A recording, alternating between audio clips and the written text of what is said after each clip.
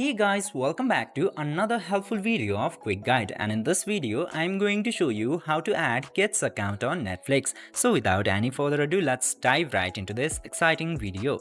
Now in order to add kids account, you just simply have to open this Netflix application at first, and after opening the Netflix application you will see this add a profile option at the bottom side. Just simply tap into add a profile option,